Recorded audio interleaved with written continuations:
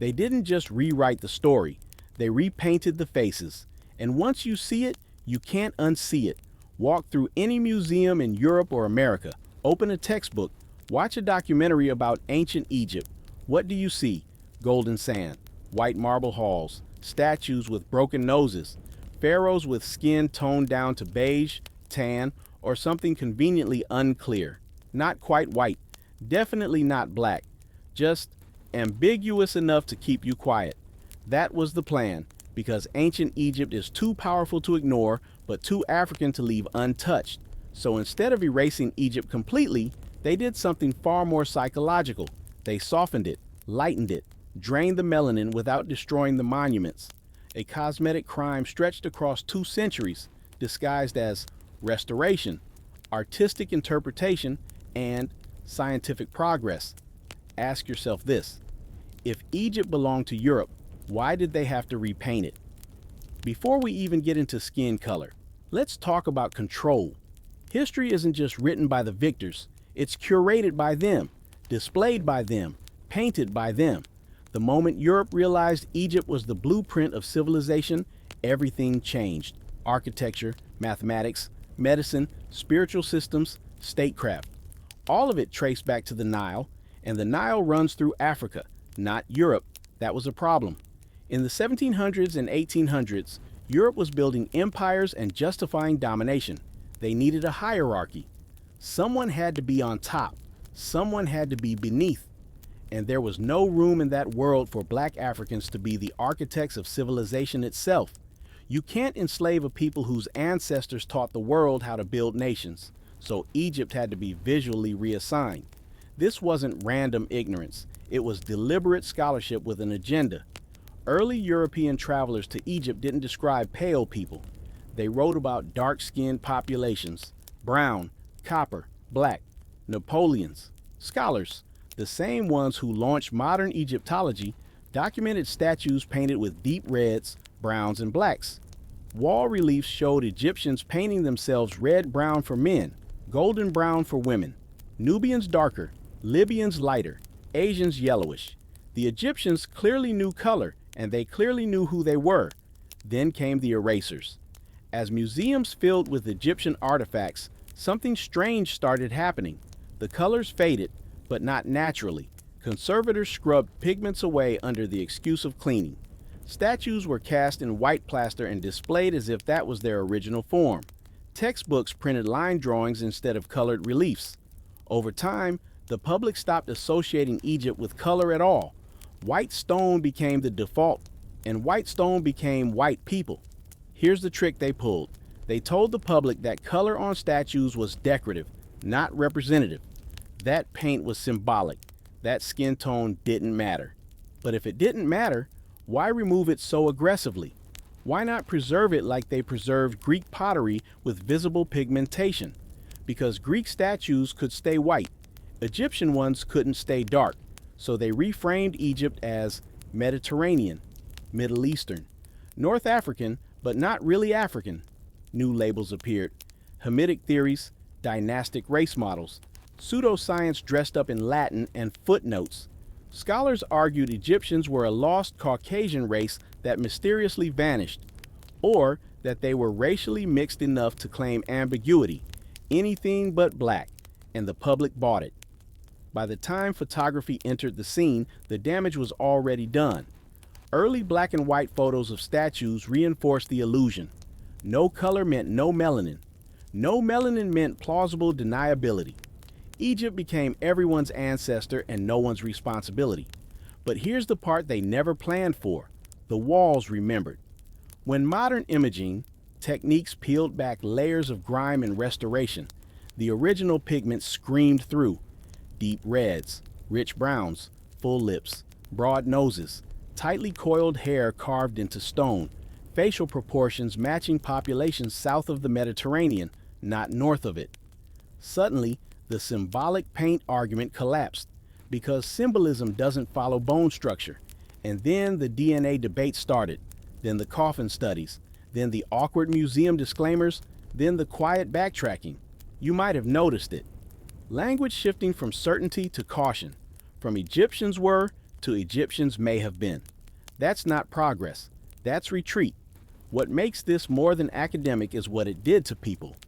Generations of black children grew up seeing Egypt portrayed as distant, foreign, and unrelated, a civilization they could admire but never claim. Meanwhile, Europe positioned itself as the rightful heir. Museums charged admission to see African genius, stripped of African identity. That's not history. That's psychological warfare. And it worked. Because when you repaint the ancestors, you reshape the future. You make greatness feel borrowed instead of inherited. You make achievement feel accidental instead of ancestral. You turn pride into curiosity and curiosity into doubt. But none of this happened by accident. It took funding, institutions, professors, curators, artists, publishers, all agreeing, consciously or not, to lighten the legacy, to sand down Africa until it fit a European frame. So the question isn't whether Egypt was repainted. The real question is this: who decided that black skin and world-changing intelligence could never coexist? And what else did they erase to make that lie stick? You ever notice how they never tell you when the repainting started? Not why, not who, just a vague shrug. Time did it. Dust did it. History faded. That's a lie, because fading is natural. Scraping is not. The repainting of Egyptian skin didn't happen in ancient times. It didn't even happen in medieval times. It happened when Europe realized Egypt was dangerous, not militarily, intellectually, spiritually, symbolically. The moment Europe crowned itself the center of civilization, Egypt became a problem that wouldn't shut up. Think about it. You can't claim Greece as the father of civilization if Greece itself admits it studied in Egypt. You can't push the idea that black people were uncivilized if the oldest, longest-running civilization on Earth sat squarely in Africa.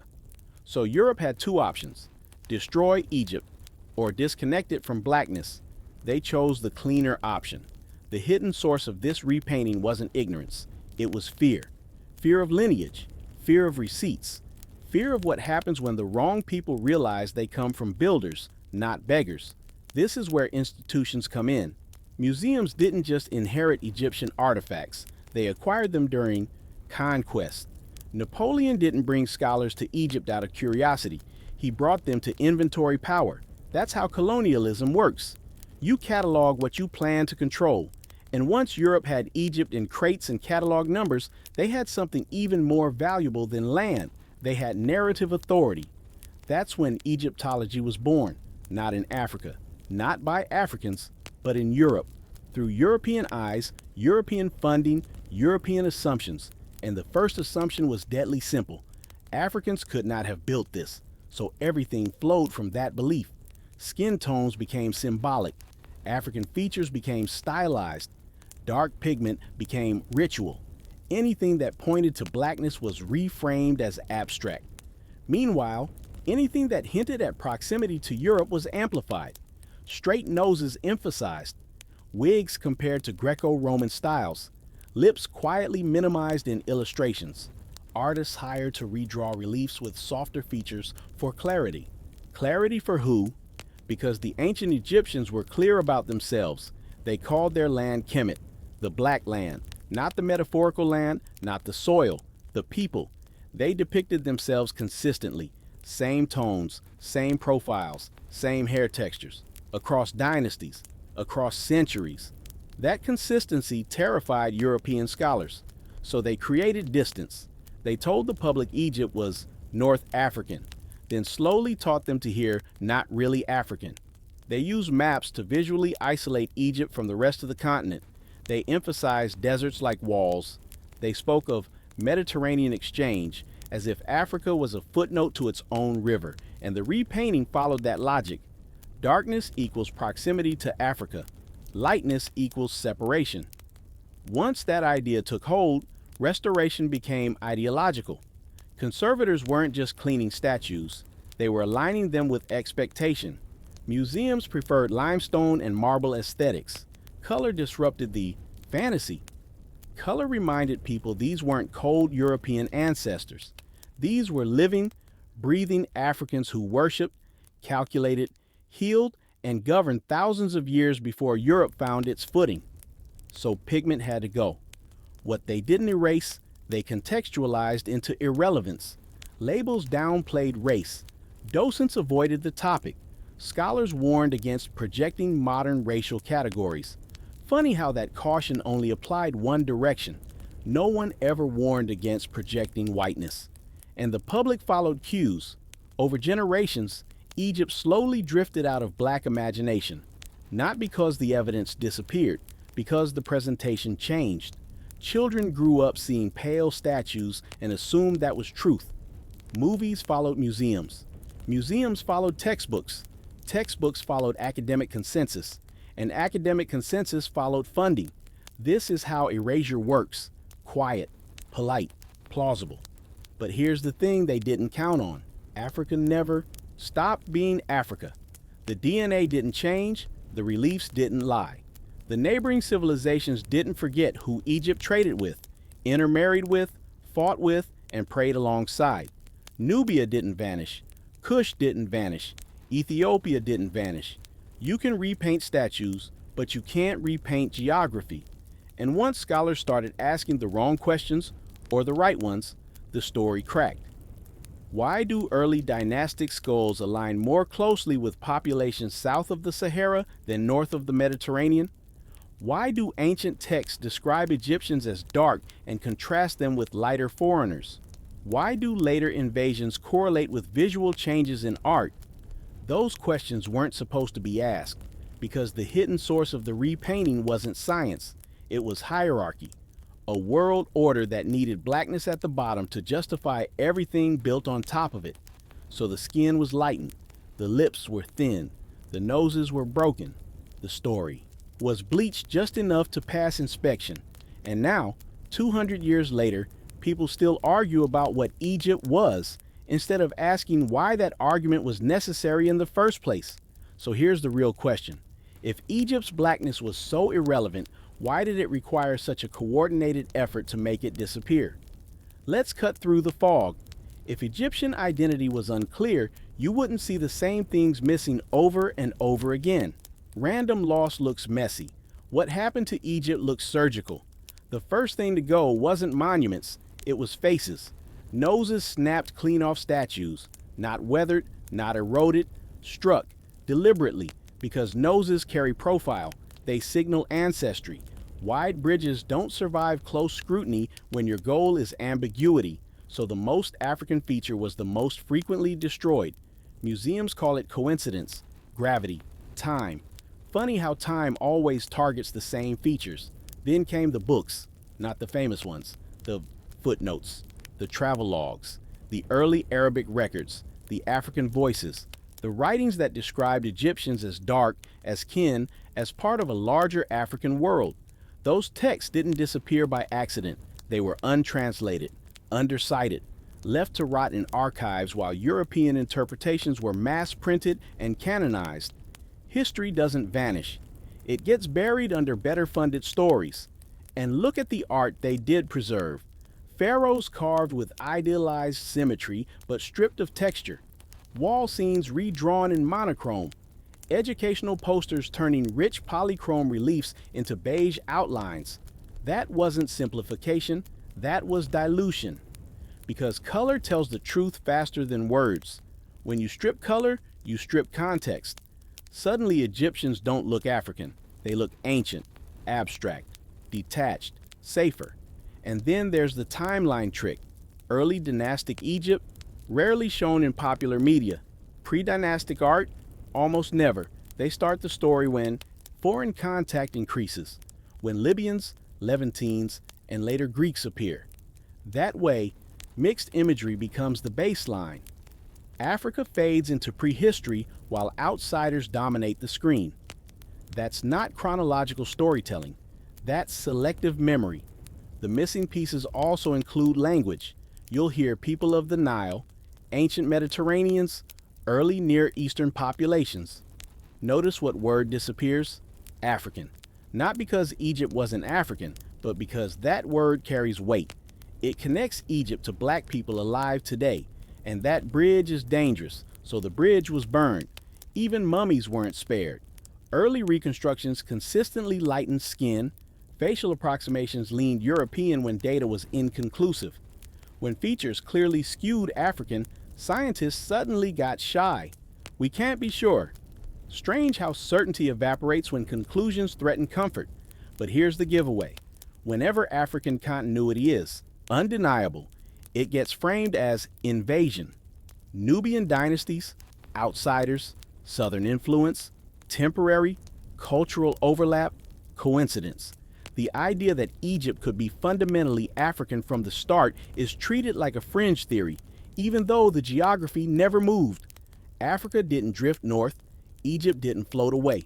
So what's really missing isn't evidence, it's permission.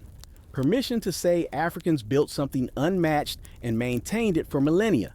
Permission to connect black identity to origin instead of survival. Permission to let black people be the default authors instead of late additions. That permission was never granted. Instead, we got silence where there should have been context, gaps where there should have been continuity, and just enough confusion to keep people arguing instead of uniting around the truth. Because confusion is a tool. If you can't erase a fact, you fracture it. Turn it into debate. Make people feel foolish for claiming what's clearly theirs. Make them ask, am I reaching? Instead of, why was this hidden? That's the psychology. And it worked for a long time, but missing pieces have a habit of resurfacing in DNA labs, in African oral histories, in Sudanese temples older than Giza, in reliefs no one bothered to repaint because they weren't valuable enough to steal. The story doesn't need invention, it needs reassembly. So now the question shifts. If the missing pieces were removed on purpose, who was never meant to put them back together? Let's stop dancing around it. Africa wasn't catching up. Africa wasn't copying. Africa wasn't waiting for inspiration. Africa was already running the play while the rest of the world was still figuring out the rules. Egypt didn't rise in isolation. It rose inside Africa, fed by African rivers, African trade routes, African knowledge systems that predate dynasties and kings. Long before pyramids touched the sky, Africans were organizing land, time, and spirit with precision. Europe wouldn't touch for thousands of years. That's not pride. That's sequence. The Nile didn't magically produce genius on its own. People did. And those people came from the south, from regions modern maps label Sudan, Ethiopia, the Horn, the Sahel. Archaeology shows it. Linguistics shows it. Cultural continuity shows it. The earliest burial practices, pottery styles, and symbols all moved northward, not the other way around. Civilization flowed up the Nile. But that direction is inconvenient, because if Africa was first, then everything else is downstream. Greece, Rome, Europe, America, all tributaries. And no empire likes being reminded it drinks from someone else's river. So the narrative was flipped. Suddenly, Egypt becomes an exception, a miracle, a mysterious break in African development, surrounded by primitive cultures that somehow never caught on, as if Egypt levitated above the continent instead of growing from it. That story only works if you ignore Africa entirely. Look south of Egypt and the pattern is clear. Nubia wasn't a shadow, it was a partner, sometimes a rival, sometimes a ruler. Cush produced pharaohs who governed all of Egypt, black kings wearing the double crown. That's not symbolic, that's political reality. And Ethiopia? Ancient Axum traded globally while Europe was provincial, controlled ports, minted coins, practiced advanced architecture, maintained written records. Yet somehow Egypt is treated like the lone African genius that never had African cousins. That's not logic, that's isolation by design. Here's the part they hope you never internalize. Africa didn't just give birth to Egypt, it kept feeding it. Ideas moved, people moved, bloodlines moved, religious concepts, sacred geometry, kingship rituals. Even the idea of divine rulership shows continuity deep into the continent. Egypt wasn't a fluke, it was a chapter. But Europe needed Egypt to be a prologue, something that ended conveniently before black people mattered. So African continuity was severed. The Nile was treated like a border instead of a highway, and once that cut was made, Repainting Egyptian skin became easier because now Egypt wasn't African first, it was civilization first. And civilization in the European mind had a color. This is why African artifacts outside Egypt were ignored for so long. Zimbabwe, Narknet, Ife, Benin. These sites threatened the same hierarchy. When discovered, they were attributed to lost white races, outsiders, or imagination. Sound familiar? The same playbook. Africa builds, Europe doubts. Europe controls the narrative, and Egypt is the crown jewel of that narrative. The one they couldn't destroy, so they disguised it. If Egypt stayed visibly black, the entire racial order collapses. Because then blackness isn't marginal, it's foundational. That's why repainting matters. Because once you accept Africa was first, everything else shifts. Intelligence isn't borrowed, it's inherited. Innovation isn't an anomaly, it's a pattern. And the lie that black people entered history late crumbles on contact. But here's the tension. If Africa was first, why were Africans later treated as expendable? If black people built the blueprint, how did the world convince itself they were incapable? That gap isn't historical, it's psychological. And it was engineered. So the real issue isn't whether Africa was first. The issue is what had to happen to make the world forget it. Let's name the hands, not just the outcome. Stories don't change themselves. People change them. Institutions change them. Money changes them. And in Egypt's case, the story was rewritten by those who stood to gain the most from disconnecting blackness from greatness. This wasn't some ancient conspiracy.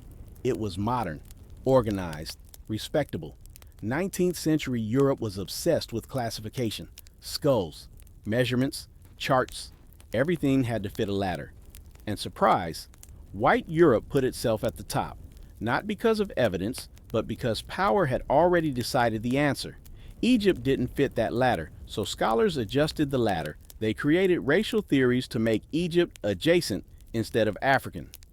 The Hamitic hypothesis, dynastic race theory, academic gymnastics that argue civilization arrived in Africa from elsewhere, carried by lighter-skinned invaders who conveniently disappeared after building everything worth remembering. That theory wasn't fringe. It was mainstream, taught in universities, printed in textbooks, funded by colonial governments who needed intellectual cover for domination. Because if Africans were historically capable, then colonialism looks like theft instead of guidance. So Egypt became proof of European destiny instead of African genius. Artists played their part. Early illustrators redrew Egyptians with softened features for Western audiences. Filmmakers followed suit. Casting choices reinforced the message. Light skin equals laid role. Dark skin equals background. Over time, this stopped feeling intentional and started feeling normal. That's how indoctrination works. Museums curated silence. They didn't have to lie outright. They just had to omit. Labels avoided race. Exhibits focused on engineering, not people. Visitors learned about pyramids, but not the builders. Technology without identity. And identity is where the power lies. Even restoration practices leaned in. Statues were cleaned to pale stone because that's what European audiences associated with antiquity. Color was treated as contamination. When pigment survived, it was downplayed or explained away. Traces of paint sounds accidental. Original black skin sounds dangerous. So, language did the heavy lifting, and publishers sealed the deal. Once textbooks standardized these images, generations grew up never questioning them. By the time critiques emerged, the narrative felt settled. Challenging it sounded radical, emotional, biased. Funny how defending whiteness is neutral, but defending black truth is political. Why did this stick for so long? Because it aligned perfectly with global power structures. Europe ruled. America inherited that worldview. Their dominance needed history on its side. Egypt, stripped of blackness, became a shared human achievement conveniently led by non-black faces. That made hierarchy feel natural, inevitable, and anyone who challenged it was dismissed, labeled Afrocentric, accused of an agenda. Meanwhile, Eurocentric assumptions went unnamed, untouched, unexamined. That's the quiet genius of the rewrite. You don't have to convince people of a lie if you frame the truth as bias. But now, the foundations are cracking, because modern scholarship can't ignore Africa anymore. Genetic evidence complicates old theories. African archaeology keeps producing sites older than Egypt itself. Digital reconstruction restores features no artist can soften, and suddenly the old explanations sound thin. You see it in the hedging, the cautious phrasing, the retreat from certainty. They know the story was changed. The question is whether they're ready to admit why, because admitting it means admitting this wasn't about truth, it was about control. So here's the uncomfortable thought. If Egypt's image was altered to protect a racial hierarchy, how many other histories were bent for the same reason? Here's where it gets uncomfortable. Repainting Egypt wasn't about the past, it was about the future, about who feels entitled to lead, who feels destined to follow, who looks at greatness and says, "That's mine," versus "That's not for me." Control the image and you control the imagination, because humans don't inherit confidence genetically. We absorb it visually, from statues, from portraits, from movies, from textbooks, from what greatness looks like when we first encounter it. And for 200 years, greatness was given a lighter face, not through one loud lie, but through repetition. Museum after museum, illustration after illustration, 1,000 quiet signals saying, "This didn't look like you." That's not accidental psychology, that's conditioning. You show a people pale kings long enough, they stop picturing themselves as rulers. You show them broken African features long enough, they internalize damage as destiny. Meanwhile, the group being centered absorbs the opposite message without ever being told directly. This is why Egypt mattered more than any other civilization. Not because it was old, but because it was undeniable. You can debate myths, you can downplay oral traditions, but Egypt is stone, engineering, math carved into bedrock, a civilization so advanced it forced Europe to explain itself. So Europe did what it always does when confronted with undeniable black excellence. It reframed the image. Think about the timing. The most aggressive visual whitening of Egypt coincides with colonial expansion and racial classification. That's not coincidence, that's synchronization. As Europe expanded outward, it cleaned up the past behind it. The message was subtle but clear. Power has always looked like this. And once that message settles into the subconscious, you don't need chains. You don't need laws. People police themselves, doubt themselves, compete for proximity instead of reclaiming origin. That's the deeper crime. Because even when evidence surfaced, dark pigment, African features, continuity with Nubia, the mind had already been trained to resist it. People felt uncomfortable seeing blackness in places they'd been told were universal. Universal in this context meant white adjacent. So when someone says Egypt was black, the reaction isn't curiosity, it's defensiveness, because you're not challenging a fact, you're challenging an identity people have been living inside. And identities don't let go quietly. This is why the debate always feels emotional, why logic gets ignored, why evidence gets nitpicked, because the image has already done its job. The mind has already chosen sides. Repainting Egypt wasn't just historical theft, it was mental infrastructure. And once that infrastructure was in place, it spread. Biblical imagery followed the same path. European saints, lightened prophets, sacred figures repainted to match the same visual hierarchy. Because if divinity looks a certain way, humanity follows. Then education followed, then entertainment, then global media, all tracing back to the same core assumption. Greatness must look familiar to power, and familiarity in the Western world was coded. This is why black excellence today still feels like an exception to some people, still needs justification, still gets framed as unexpected. That didn't start with modern racism. It started with ancient images being altered to recalibrate expectation. So when you see a pale pharaoh, that's not art, that's programming. And the wild part, most of the people maintaining this system today didn't create it. They inherited it. They protect it because questioning it would mean questioning everything they were taught about progress, civilization, and themselves. Which brings us to the fear underneath it all. Because once you accept that black Africans built the blueprint, the hierarchy collapses. Superiority turns into timing, dominance turns into access, and the myth of inherent greatness evaporates. So the image had to stay controlled. But control is slipping. Technology doesn't care about comfort. Digital reconstruction restores faces without bias. African scholars are publishing without permission. Diaspora audiences are asking questions museums weren't prepared to answer. The image is starting to fracture. And when the image fractures, the mind follows. So here's the next question. If controlling Egypt's image shaped the modern world's sense of power, what happens when that image finally snaps back to the truth? Let's be honest. Europe wasn't scared of Egypt's pyramids. They were scared of what Egypt proved, because Egypt shattered the story Europe needed to tell itself, that civilization rose naturally toward them, that intelligence bloomed brightest in colder climates, that history was a straight line pointing west. Egypt said otherwise. Egypt said the first global power was African, that advanced governance, science, spirituality, and architecture were already mastered by people Europe had labeled inferior. That knowledge didn't start white and travel dark. It started black and spread outward. That realization was radioactive. So Europe did what insecure power always does. It minimized the source and maximized itself. Look at the obsession. Europe studied Egypt relentlessly, copied its symbols, stole its obelisks, modeled its capitals after its temples, named institutions after its gods. They didn't fear Egypt as a culture.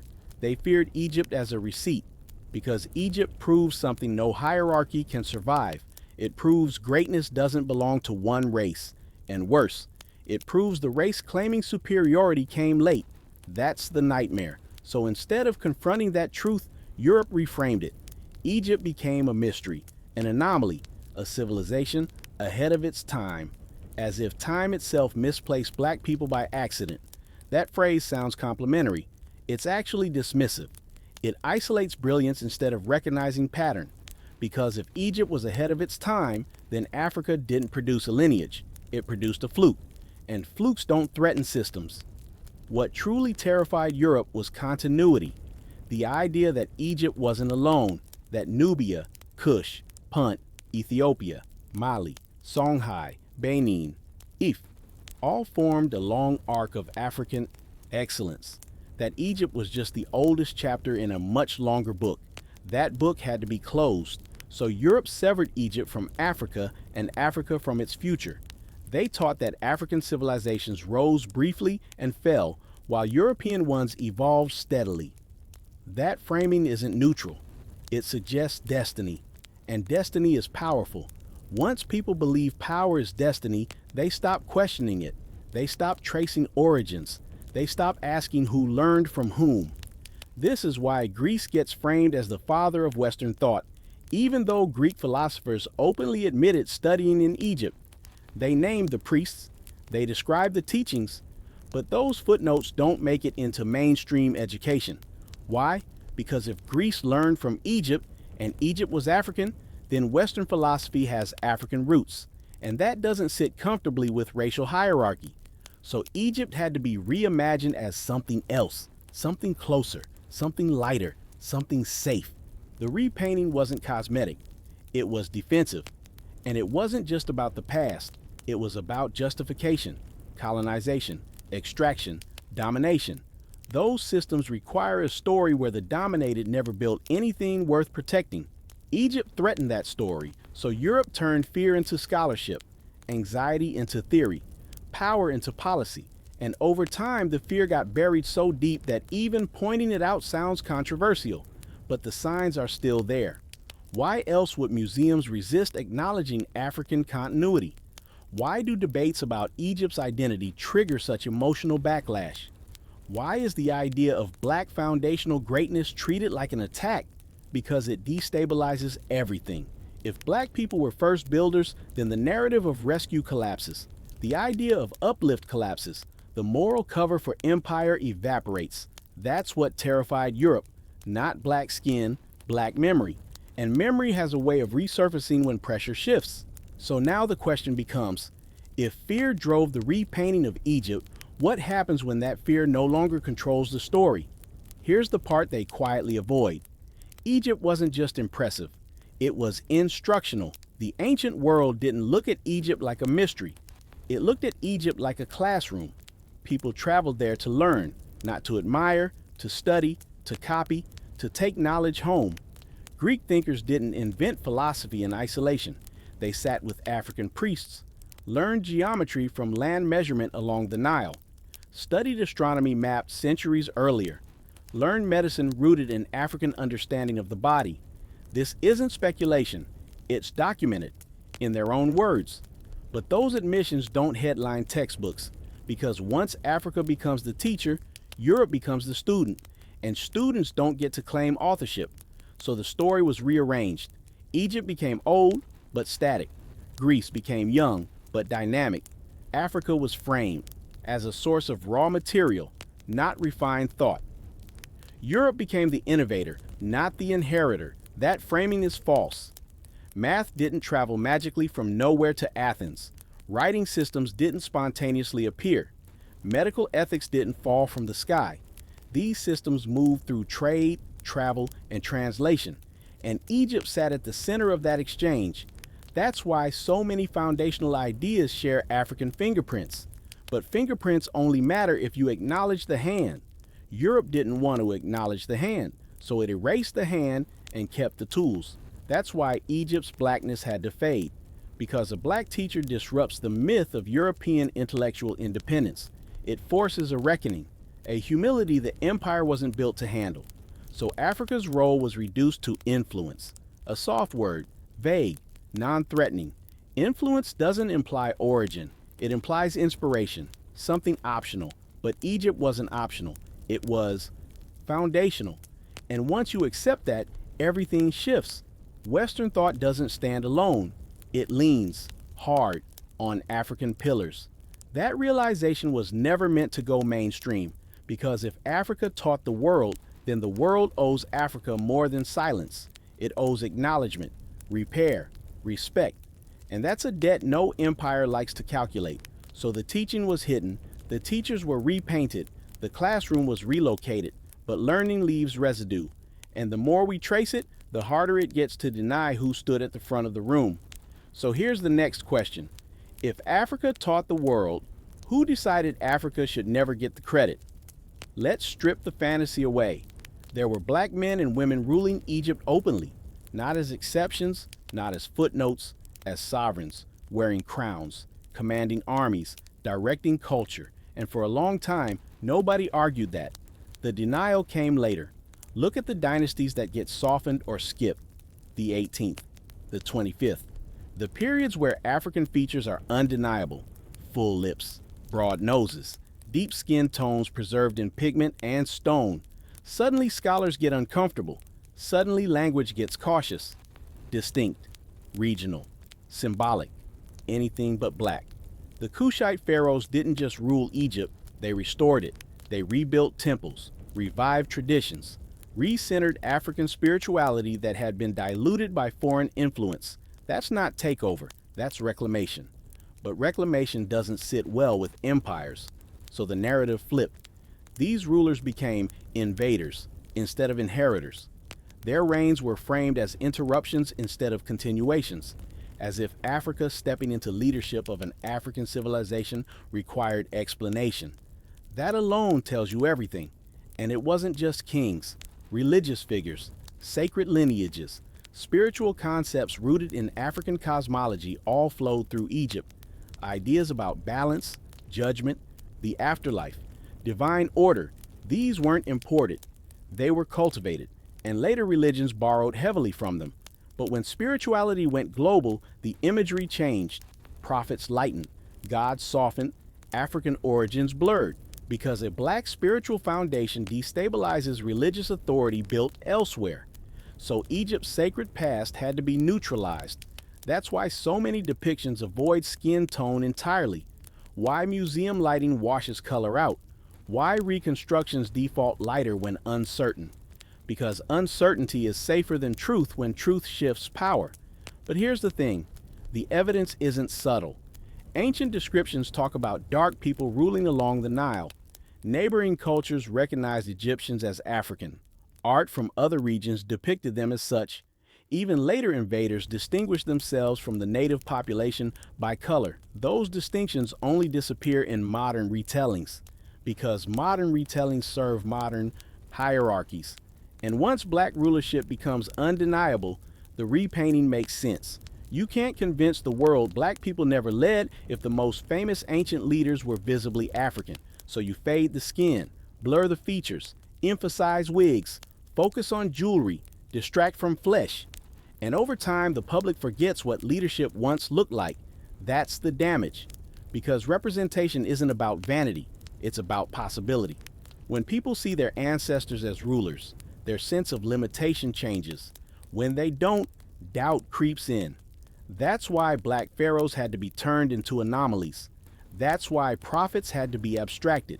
That's why Africa's spiritual authority was dismantled piece by piece. But abstraction has limits. Stone remembers. And now, with technology peeling back layers, the faces are coming back, darker, fuller, more familiar than people were prepared for. So here's the tension. If black pharaohs and prophets once shaped the ancient world, what does it mean that their images were hidden for so long? And who benefits from that silence? Let's clear another lie while we're here. Europe didn't rediscover knowledge on its own. It was rescued. After Rome fell, Europe wasn't rising, it was stalling. Literacy collapsed, infrastructure decayed, medical knowledge shrank, cities regressed. That era they call the Dark Ages, dark for Europe, not for Africa. Because while Europe was fumbling, black Africans and Moors were preserving, expanding, and refining the very knowledge Europe would later claim as its rebirth, and Egypt sits right at the root of that transfer. The Moors, African Muslims from North and West Africa, carried Egyptian science, mathematics, astronomy, and philosophy into Europe through Iberia, not as conquerors alone, but as teachers. They built libraries, universities, hospitals, street lighting, water systems. They introduced algebra, advanced medicine, surgical tools, navigation techniques, and classical texts Europe had lost or never had. This isn't controversial, it's documented, but notice how it's framed. Europe had a renaissance, a rebirth. Sounds organic, sounds self-generated. What they don't emphasize is that rebirth required midwives, and those midwives were African. Black scholars translating ancient Egyptian-influenced knowledge through Arabic preserved Europe from intellectual extinction. Without them, there is no modern West, no enlightenment, no scientific revolution. That reality is dangerous because it reveals a pattern. Africa builds, Africa preserves, Africa teaches, Europe adopts, Europe rebrands. And just like with Egypt, once the transfer was complete, the source was minimized. The Moors were expelled, their libraries burned, their images demonized, their African identity downplayed or erased. Over time, they became Muslims without race, or invaders, or footnotes. Sound familiar? Same method, different century. This is why repainting Egypt mattered so much, because Egypt wasn't just ancient history. It was the seed that fed Moorish scholarship, geometry, medicine, cosmology, all traced back. If Egypt stayed visibly black, then the Moors' blackness couldn't be denied. And if the Moors' blackness couldn't be denied, Europe's intellectual dependence would be exposed. That chain had to be broken. So Egypt was lightened. The Moors were raceless. Africa was sidelined, and Europe crowned itself reborn. But here's the irony. Europe's greatest era of growth came directly after its most intimate contact with African knowledge. That's not coincidence. That's cause and effect. Yet modern narratives flip it. Europe becomes the exporter of civilization. Africa becomes the recipient. Aid replaces acknowledgement. Charity replaces credit. That inversion didn't happen by accident. It was necessary because no empire wants to admit it. Stood on borrowed shoulders, and those shoulders were black. So when you see pale Egyptian statues in European museums, understand what they're protecting. Not art, not science, a self-image, a story where Europe rises alone and Africa watches from the margins. But the timeline doesn't support that fantasy. Africa was teaching while Europe was learning. Egypt was the syllabus. The Moors were the instructors. Europe was the student who later took credit for the group project. And once you see that pattern, it shows up everywhere.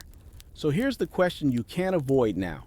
If Europe needed Africa to rise, why did it spend centuries pretending Africa never lifted it up? Here's where the cover-up becomes routine. Once Europe absorbed the knowledge, the next move was cleanup. Not of facts, of visuals. Because visuals stick longer than words. You can debate a paragraph. You can't easily unsee an image. So history was scrubbed. Paintings commissioned centuries after the events began replacing original depictions. Frescoes, stained glass, book illustrations, all showing ancient figures with lighter skin, straighter features, softer edges. Not because evidence demanded it, because audiences expected it. Expectation is power. Once people expect greatness to look a certain way, anything that contradicts it feels wrong, not incorrect, wrong, uncomfortable, out of place. And institutions hate discomfort, so they preempted it. Statues were cast in white plaster replicas and toured globally. Those replicas became the reference point. Students learned from them. Artists copied them. Filmmakers followed them. The original color became a footnote, if mentioned at all. That's how whitewashing becomes invisible. You stop noticing it because it's all you've ever seen. And when someone points it out, they sound disruptive, emotional, biased. Meanwhile, the original distortion passes as neutral. That's the brilliance of the strategy. Because no one had to say make them white. They just had to say make them classical. And classical, in the modern imagination, already meant pale stone and European features. But ancient people didn't worship stone. They worshiped life. They painted everything. Temples, statues, bodies. Color was meaning, identity, presence. Removing it wasn't restoration. It was erasure. And once Egypt was visually neutralized, the same treatment spread everywhere else. African saints in Europe faded. Black Madonnas reinterpreted. Ethiopian influence in biblical imagery minimized. Anything that suggested African centrality was softened into symbolism or coincidence. Because coincidence doesn't demand accountability. Whitewashing history wasn't about hatred. It was about comfort. A world order where power didn't have to explain itself, where dominance looked earned, not inherited, where blackness could be admired from a distance but never centered at the origin. That's why resistance to correction is so fierce, because restoring color restores context, and restoring context restores questions. Questions like, why didn't we learn this? Who decided we didn't need to? And what else was adjusted to make this version of the world feel natural? Those questions don't stop at Egypt.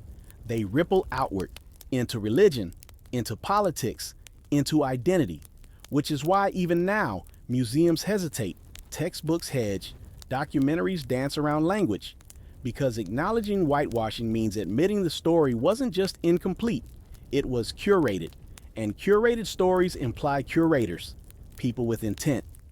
But here's the crack in the wall. Technology doesn't care about legacy. It restores pigment digitally, reconstructs faces algorithmically, maps DNA without ideology, and every time it does, the old images look less defensible. The paleness starts to look forced, the ambiguity starts to look intentional, and the question shifts from, were Egyptians black, to, why were we taught to doubt it? That's a much harder question to contain, because once people realize images were altered to shape belief, they start re-examining everything else they were shown. Heroes, villains, origins, destiny. And that's dangerous for any system built on selective memory. So the whitewashing of history wasn't a mistake. It was maintenance. Maintenance of a story that kept power where it was and identity where it belonged, in someone else's hands. But maintenance only works until people start pulling back the paint, and now they are. So here's the next thing to sit with. If history was whitewashed to protect AODS, hierarchy, what happens when the original colors finally come back into view? Here's where the lie stretches too far to hold. If Egypt was black, and if African knowledge moved outward, then Africa wasn't isolated. It was mobile, navigating, trading, exploring. And that's exactly what scares people about the next truth. Africans were crossing oceans long before Europeans claimed the map. This isn't about fantasy voyages or modern pride. It's about currents, winds, shipbuilding knowledge, and records that were quietly dismissed because they didn't fit the story of European discovery. The same people who mastered Nile navigation didn't forget how water worked when they reached the Atlantic. West African currents naturally carry vessels toward the Americas. That's not speculation. That's physics. And African civilizations along the coast had ships capable of long-distance travel centuries before Europe perfected the same technology. So the question isn't, could they? The question is, why wouldn't they? But that question threatens the entire mythology of discovery. Because if Africans reached the Americas before Columbus, then Europe didn't open the world. It inserted itself into networks that already existed. And suddenly, New World starts sounding arrogant. So the evidence gets treated the same way Egypt did. Stone heads in the Americas with African features? Coincidence? Accounts from early Europeans describing dark-skinned people already there? Misinterpretation? Linguistic similarities? Accident? African plants in the Americas before contact? Mystery. Pattern recognition gets labeled imagination when it points toward Africa, because once again, continuity is the enemy. Egypt proves African genius. The Moors prove African transmission. Pre-Columbian contact proves African reach. That through line can't exist if the hierarchy is going to survive, so it's broken into fragments. Each piece isolated, each debate siloed, so no one connects the dots. That's the strategy. And just like with Egypt, visuals play a role. Indigenous Americans get depicted one way, Africans another.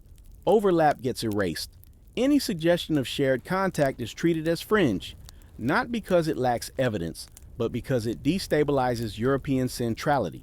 Because discovery implies ownership, and ownership implies entitlement, so Africa had to stay put, static, local, never global, never exploratory, never influential beyond its borders.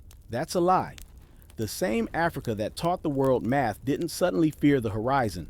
The same people who aligned pyramids to stars didn't forget navigation. The same civilizations that traded across continents didn't stop at the ocean. But belief is powerful. Once people accept that Africans were passive, everything else becomes unbelievable. Evidence has to work harder. Doubt becomes default, and that doubt was cultivated. Just like Egypt was repainted lighter to feel familiar. African presence outside Africa was painted impossible to feel safe, but the receipts don't go away. They wait. And now they're resurfacing in uncomfortable places, in genetics, in archaeology, in re-examined accounts that were dismissed for centuries, which leads to the real problem.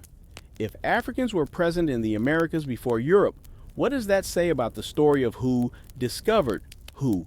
And why was that truth buried so deeply? Let's stop pretending this was accidental.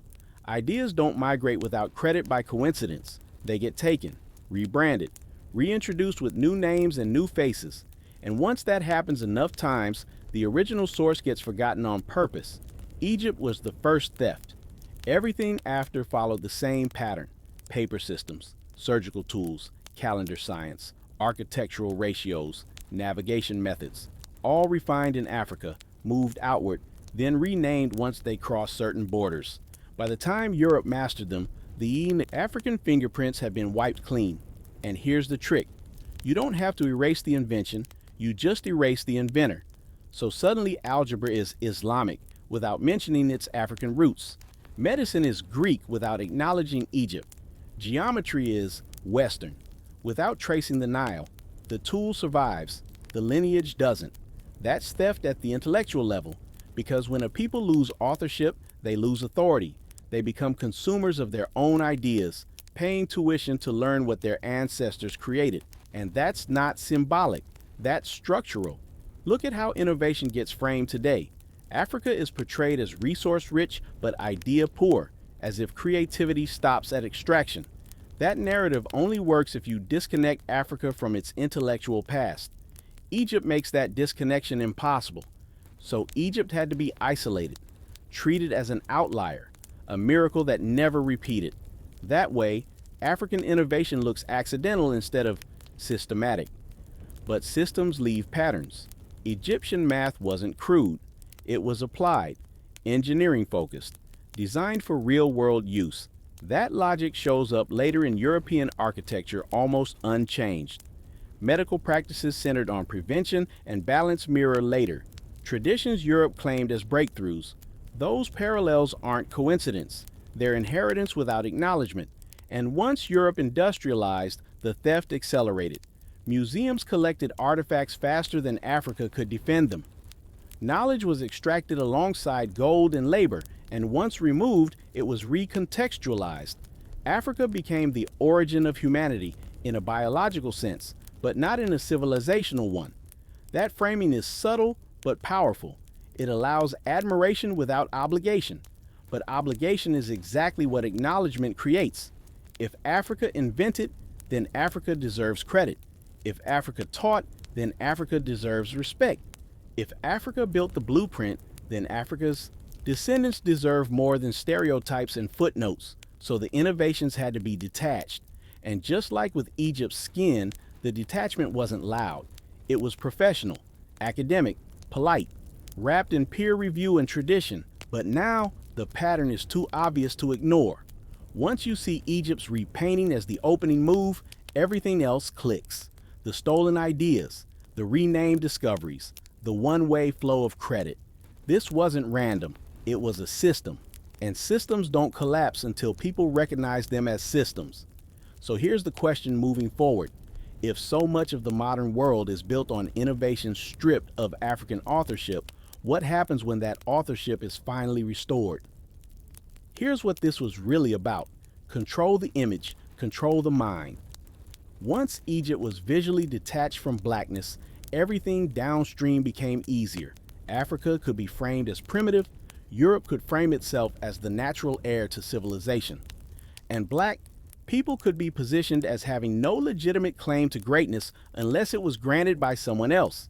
That's not just historical revision, that's psychological warfare, because identity shapes expectation, and expectation shapes outcomes.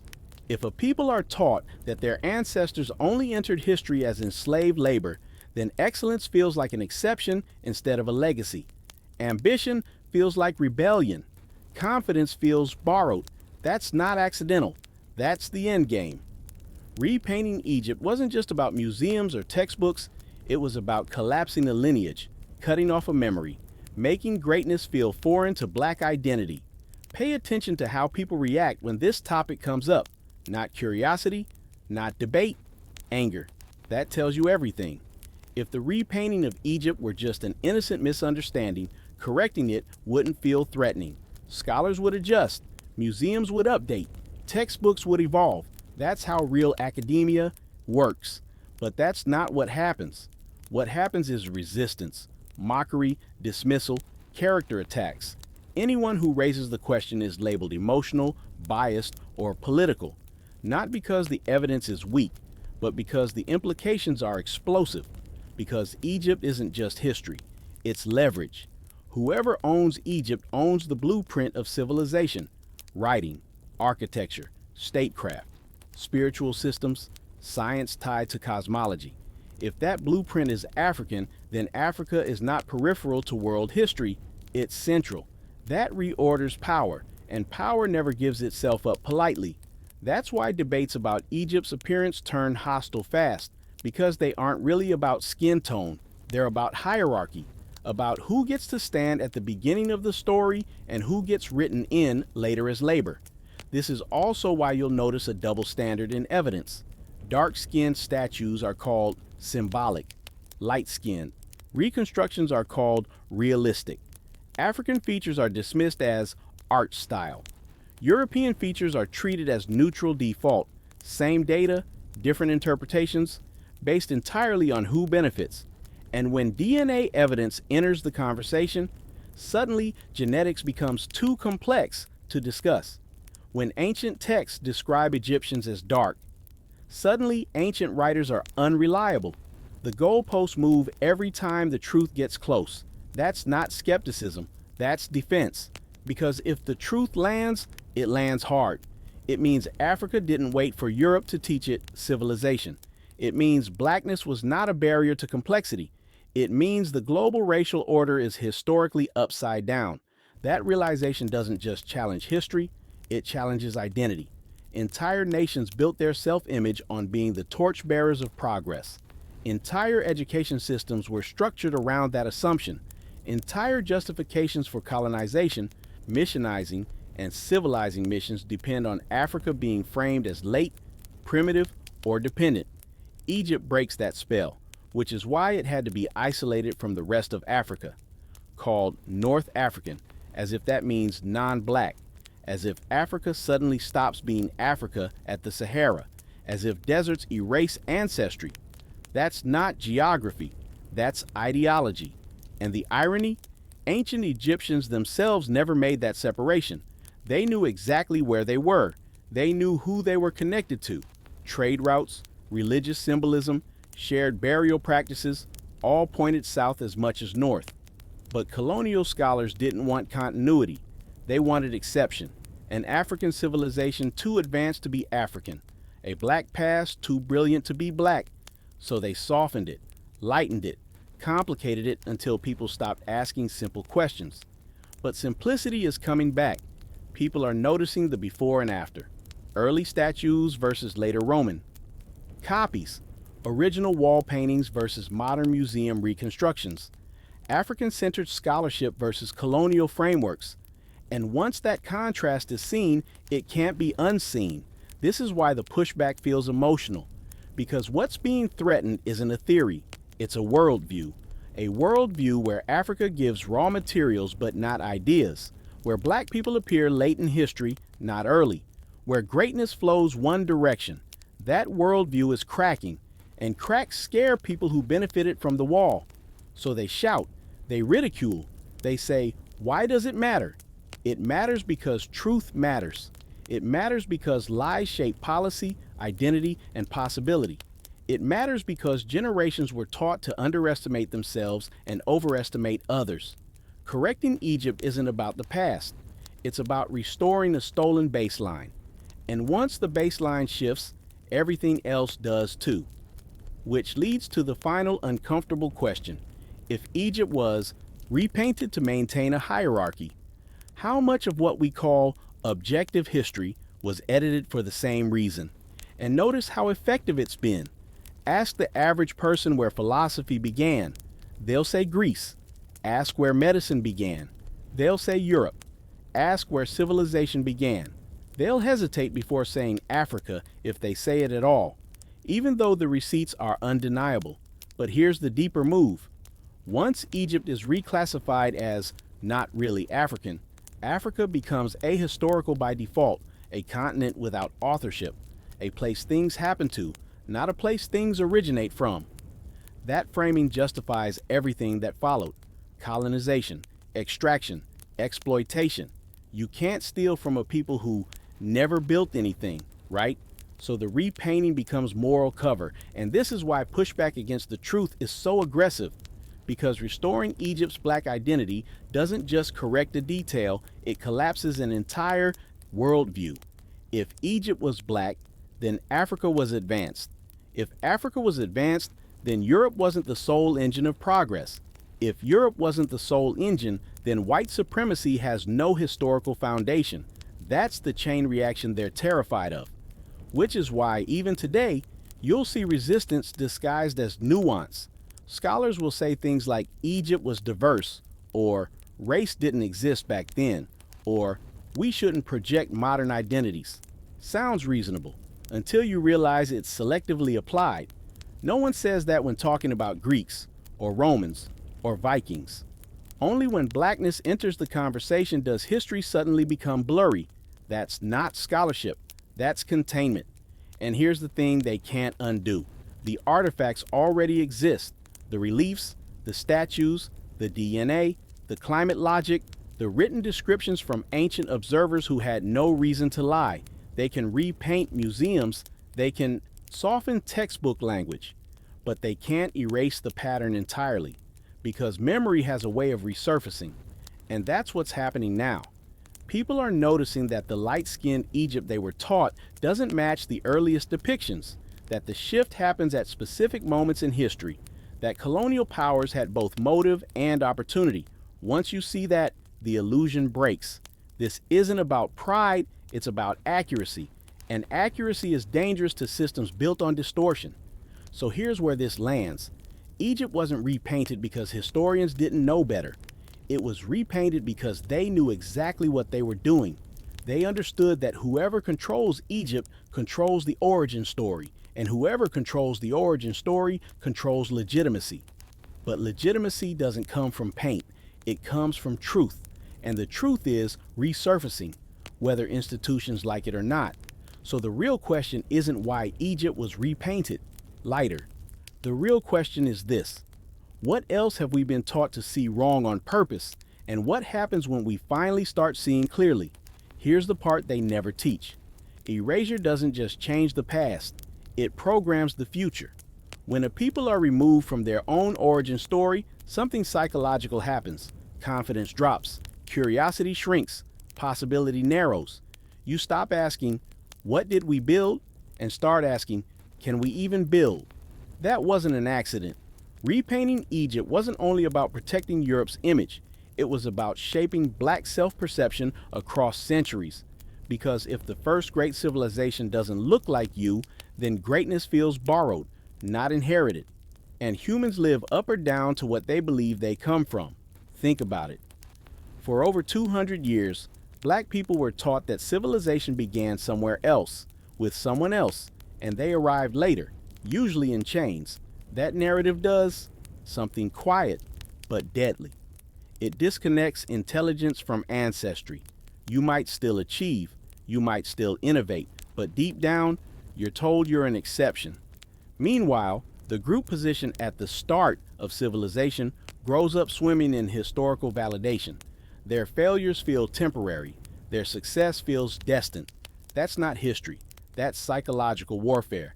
And Egypt was the keystone, because Egypt wasn't just advanced, it was foundational. Mathematics tied to the stars, architecture aligned with celestial cycles, medical texts describing surgeries. Europe wouldn't perform for another 1,000 years. Ethical codes, bureaucracy, state planning. If black people did that first, then black potential isn't theoretical, it's proven. So that truth had to be neutralized, not deleted completely. That would raise suspicion, just blurred, softened. Racially ambiguous, Mediterranean, mixed, mysterious. Ambiguity is safer than denial. It slows awakening, and it worked. For generations, even black scholars hesitated to claim Egypt fully, not because the evidence wasn't there, but because the pushback was brutal. Careers stalled, grants vanished, reputations attacked, so silence became survival. But erasure has a shelf life, because you can only distort reality for so long before the cracks start showing in the people living under the lie. Identity crises, cultural hunger, a constant searching for a lost greatness. That search didn't come out of nowhere. It's the subconscious trying to reconnect with a severed lineage. And when people start asking, why don't we see ourselves at the beginning? The system gets nervous, because once people reconnect with origin, they stop accepting limits. This is why you're seeing a surge of interest in African history right now, why young people are questioning textbooks, museum labels, and Hollywood casting, why DNA tests, primary sources, and ancient art are suddenly being revisited with fresh eyes. The spell is wearing off. But here's the twist. Erasure doesn't just harm the erased, it also traps the ones doing the erasing.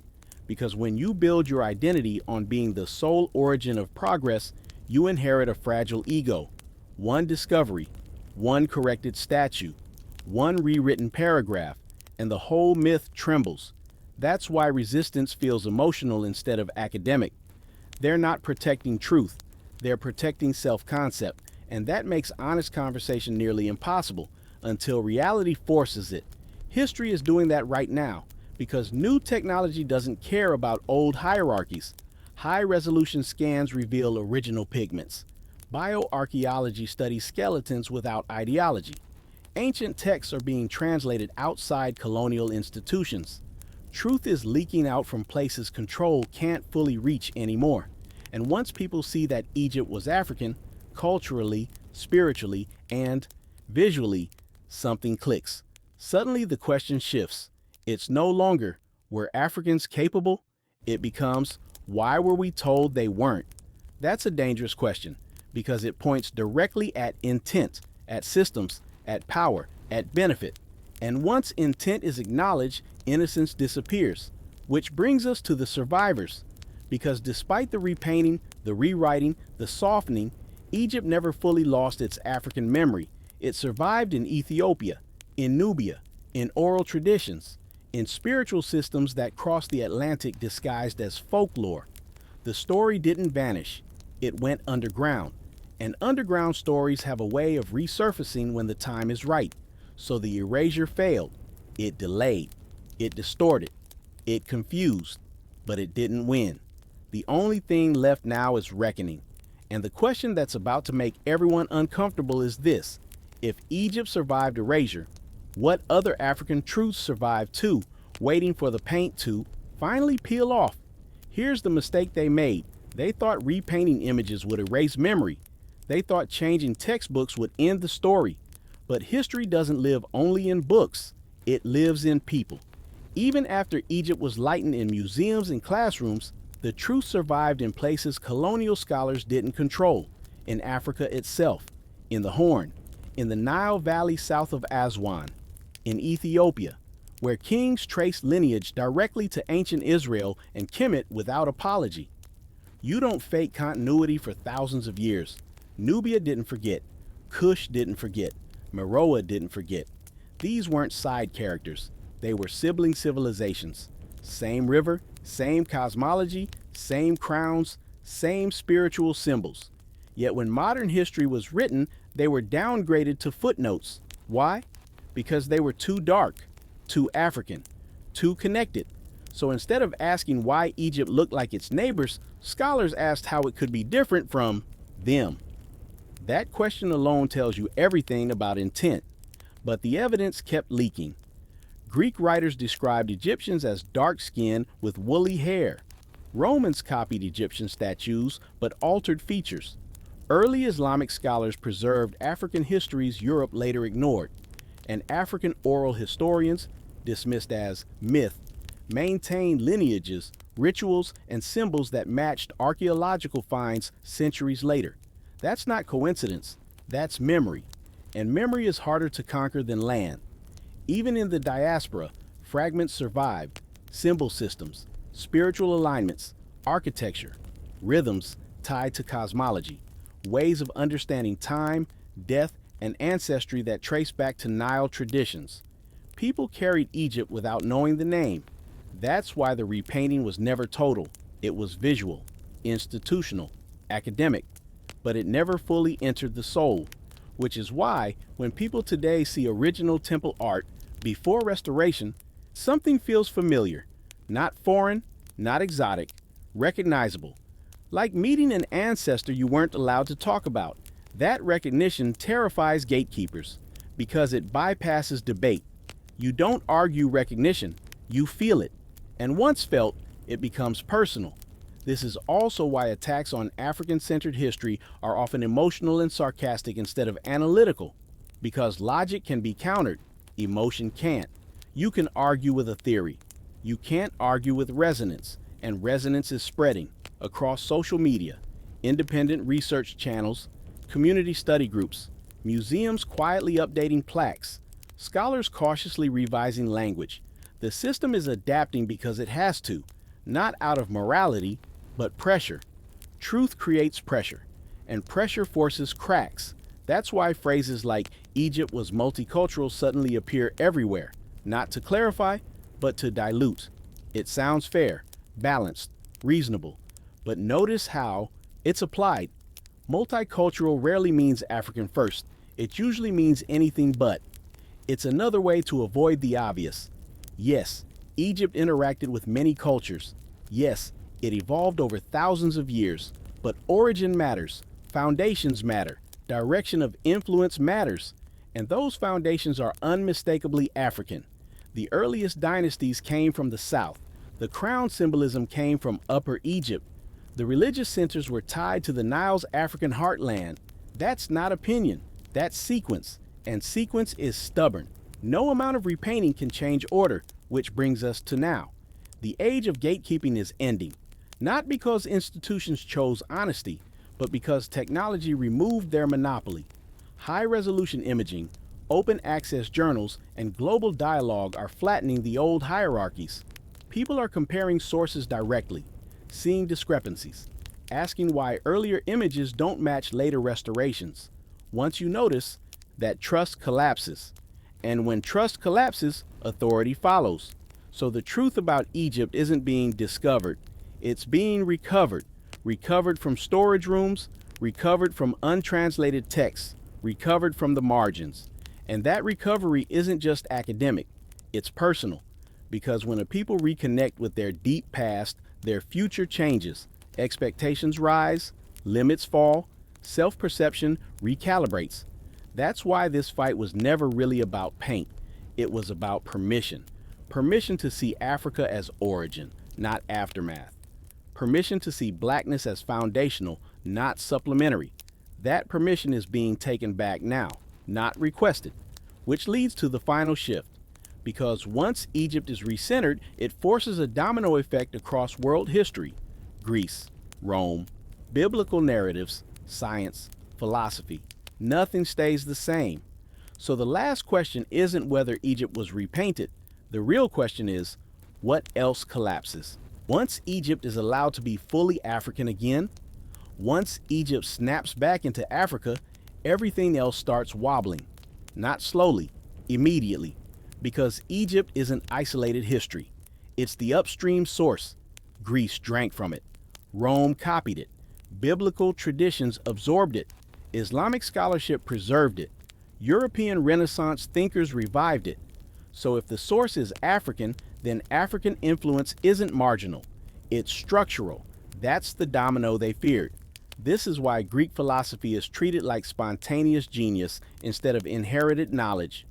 Plato studied in Egypt. Pythagoras did too. Herodotus said it openly. But modern textbooks rush past that part like it's an awkward family secret, because acknowledging teachers changes the student's prestige. Same with science. Geometry wasn't born in Greece. It was systematized in Egypt for land measurement after Nile floods. Medicine didn't begin in Europe.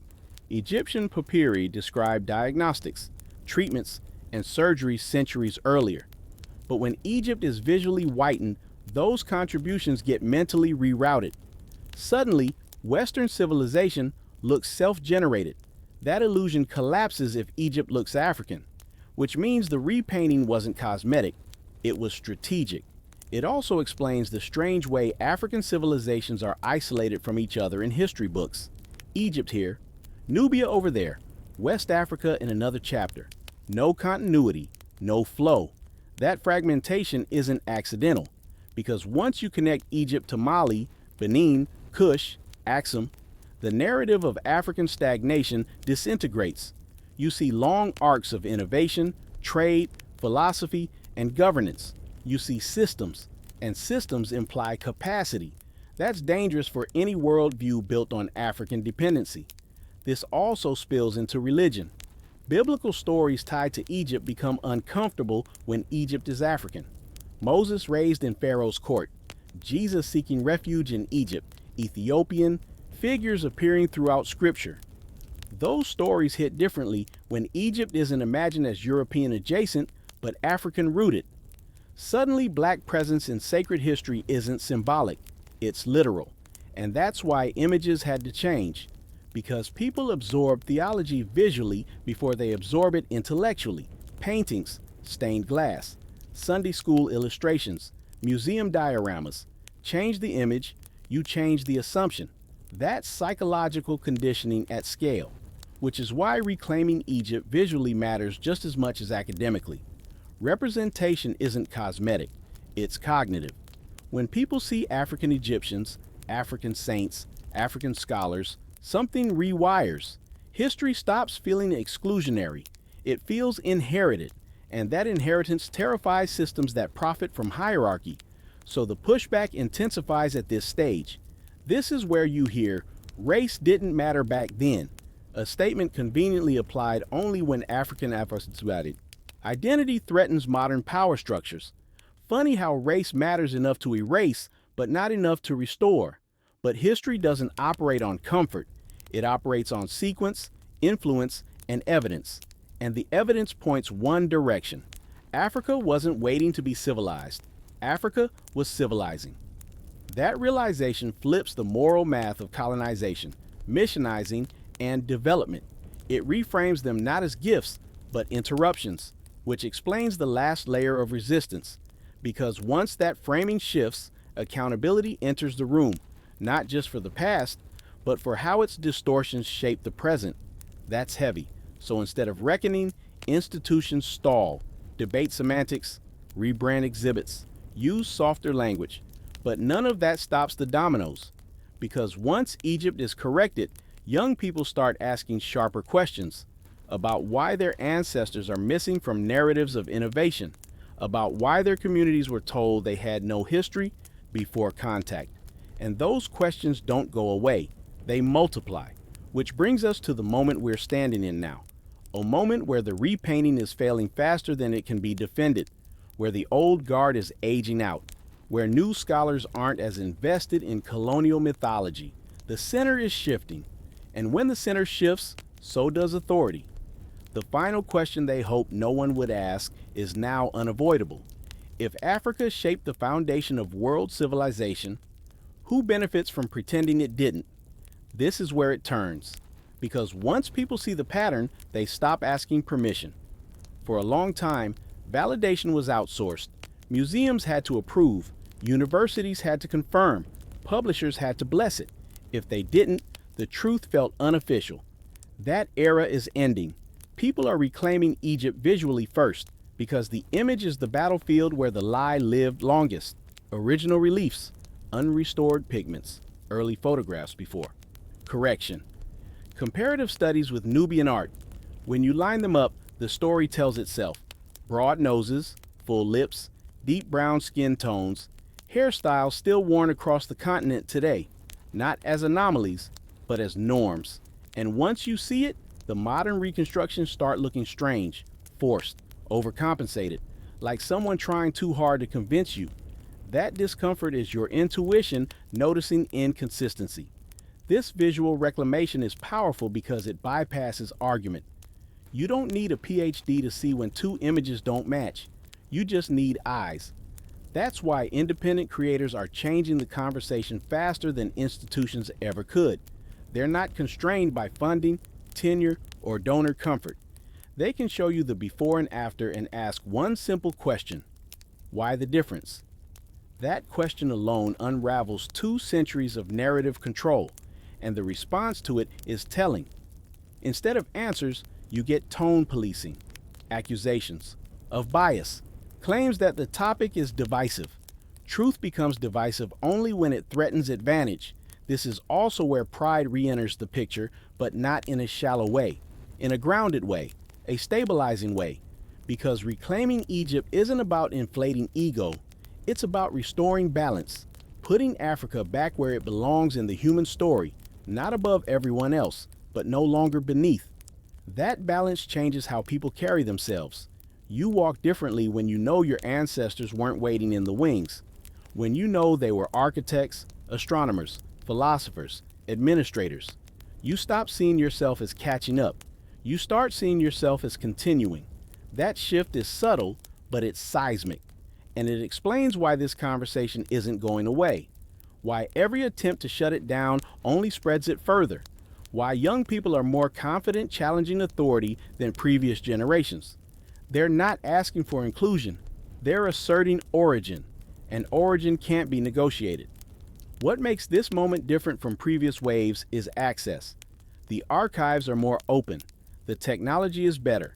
The global conversation is wider. African scholars are speaking for themselves. Gatekeepers can't hold every door anymore, which is why you're seeing quiet changes. Museum labels updated, language softened, images recontextualized. Not apologies, adjustments, because systems rarely admit wrongdoing. They adapt just enough to survive. But adaptation isn't the same as truth. Truth requires acknowledgement, transparency, correction. And that part is still coming, because the repainting of Egypt didn't just affect Africans, it distorted global history for everyone. It taught the world a false sequence of development. Correcting that doesn't diminish anyone. It clarifies everyone. And clarity is powerful. So the real work now isn't proving the past. It's deciding what to do with how education changes, how media represents history, how people understand identity without hierarchy. That's the next frontier. And it leads directly to the final moment. The question that lingers after all the images, all the evidence, all the pushback. If the image was taken from us once, what does it mean to finally take it back? Here's the truth they never planned for. Once people wake up, they don't go back to sleep. The repainting of Egyptian skin worked only as long as people trusted the frame it sat in. Museums, textbooks, authority figures speaking with confidence. Once that trust cracked, the illusion lost power fast. Because lies need agreement. Truth doesn't. This isn't about winning an argument. It's about recognition, about finally seeing the full picture without filters designed to protect someone else's comfort. And when that happens, something quiet but permanent changes. You stop asking why Africa is behind. You start asking who interrupted it. You stop seeing Black achievement as modern exception. You recognize it as ancient continuity. That shift doesn't make people angry forever. It makes them steady, grounded, harder to manipulate. Which is why the repainting matters so much, because image shapes imagination, and imagination shapes destiny. For 200 years, Egypt was lightened to make a story make sense, a story where power flows one direction, where progress has one face, where Africa waits instead of leads. That story is collapsing now, not because of outrage, but because of evidence meeting intuition. People are trusting their eyes again, trusting primary sources, trusting patterns instead of permission. And once you do that, you realize something important. This wasn't about Egypt alone. Egypt was the test case. If they could successfully remove Africa from the beginning of civilization, they could remove it anywhere, from science, from philosophy, from religion, from the future. Right? But they didn't count on memory. They didn't count on survivors. They didn't count on curiosity. They didn't count on the fact that truth has gravity. It always pulls things back to center. So what happens next isn't revenge. It's recalibration. History gets heavier, more honest, less flattering, but more real. And real history doesn't shrink anyone. It expands everyone. Because understanding where ideas actually came from doesn't erase later contributions. It just ends the myth of isolation. The world wasn't built by one people, but it also wasn't built without Africa. That's the balance point. And once that balance is restored, the conversation changes. From denial to integration, from defensiveness to learning, from hierarchy to connection. That's the awakening. Not shouting, not arguing, not begging institutions to catch up, just seeing clearly. And when you see clearly, you move differently. You speak differently. You teach differently. You raise questions that can't be easily dismissed. Questions like this one. If the image of Egypt had never been stolen in the first place, how different would the world, and we, see ourselves today?